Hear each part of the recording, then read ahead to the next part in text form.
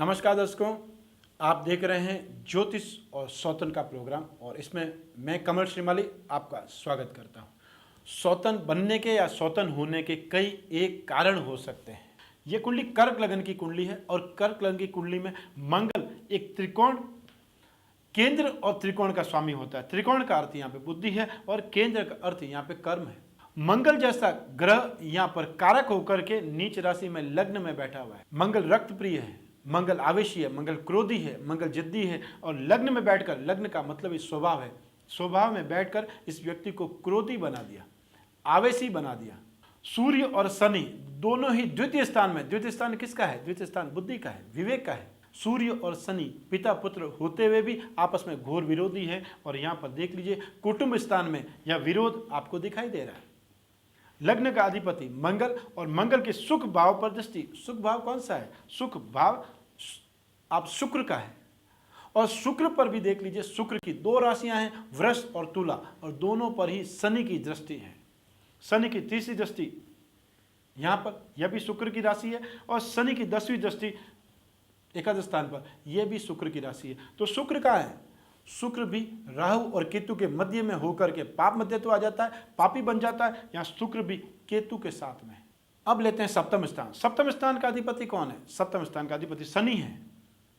तो शनि कहाँ है? कि शनि महाराज सूर्य के साथ में है। तो सूर्य के साथ में तो ग्रह जाते ही अस्त हो जाते हैं यदि 10 डिग्री के मध्य हो तो। और शनि यहाँ पर शत्रु राशि में है, द्वितीय राशि में, अपने से षडाष्टक कर गए, अपने से रोग और मृत्यु का संबंध बना गए सप्तम स्थान से। यह दाम्पत्य सुख का स्थान है और दाम्पत्य सुख के स्थान से आप देख लीजिए कहां पर है कि अपने से मृत्यु स्थान में शनि चले गए। तो यहां पे तो ग्रस्त सुख की मृत्यु हो गई, उसके सुख की हानि हो गई। व्यक्ति क्रोधी भी है, व्यक्ति दंभी भी है, व्यक्ति जिद्दी भी है और कुटुंब विरोधी भी है। व्यक्ति को दूसरों का पैसा हड़पने में बहुत मजा आता है, अपनी पत्नी को दुख देने में, प्रताड़ना करने में, अत्याचार करने में उससे बड़ा ही मजा आता है। और वह दूसरे संबंध रख करके भी सुखी नहीं हुआ, क्योंकि वो कितनी भी शादियां कर लेगा उसके बावजूद भी यह कुंडली तो वो चेंज नहीं कर सकता। अपना भाग्य कोई भी यहां पर चेंज नहीं कर पाया, चाहे वो अवतारी पुरुष महात्मा कोई भी हुए हो, उसके बावजूद भी कोई अपनी किस्मत, कोई अपना भाग्य, कोई अपना जन्म समय नहीं चेंज कर पाया। तो यहां पर भी यह नहीं होने वाला है। जो लेकर के आए हैं वो भुगतना होगा, लेकिन डेफिनेशन फिक्स नहीं है। आपको लॉस होना है, कितना लॉस होना है यह आपको मालूम नहीं है। आपको फायदा कितना होना है यह भी आपको मालूम नहीं है। कौन सी कुंडली में ऐसा लिखा हुआ है कि यह व्यक्ति इतने करोड़, इतने रुपए, इतने पैसे कमा करके मरेगा? कुछ भी फिक्स नहीं है। यह आपके ऊपर निर्भर करता है कि यदि आपको कोई बता दे कि इस रास्ते पर आगे चलने पर खड्डा है, तुम उसमें गिर सकते हो, यदि आप बचना चाहते हो तो उस रास्ते पर मत जाइए। और यदि आपने यह मान लिया कि मेरी किस्मत में जो होगा देखा जाएगा, तो किस्मत का खड्डा आपका इंतजार कर रहा है, आप उसमें गिरने वाले हो। ज्योतिष सिर्फ आपको बतलाता है कि भविष्य में क्या कुछ हो सकता है, और जो हो सकता है वो संभावना है। हो सकता है ऐसा हो सकता है ऐसा नहीं हो, लेकिन यदि हो सकता है तो उसका आप उपाय करके चलना है, मान करके चलना है, ऐसा हो सकता है। और यदि आप यह मान लेंगे तो अपनी जिंदगी में कुछ कष्ट तो अपने आप नियंत्रित कर लेंगे, कुछ कम कर लेंगे। यहां पर भी यही है। बुध और शुक्र जब साथ में होते हैं तो आदमी लॉजिकल होता है, आदमी बुद्धिमान होता है, आदमी किसी तथ्य के नीचे कोई चीज होती है, अर्थात किसी न किसी बेस पे बिलीव करता है। लेकिन बेस पे बिलीव करना एक दूसरी चीज है और अपने गुरूर में बने रहना दूसरी चीज है। इनको कितना भी समझाओगे ये व्यक्ति नहीं समझ सकता, क्योंकि जो आवेशी होते हैं, जो क्रोधी होते हैं, मंगल को सेनापति कहा जाता है, गॉड ऑफ वार कहा जाता है। और सेनापति किसकी सुनने आए हैं?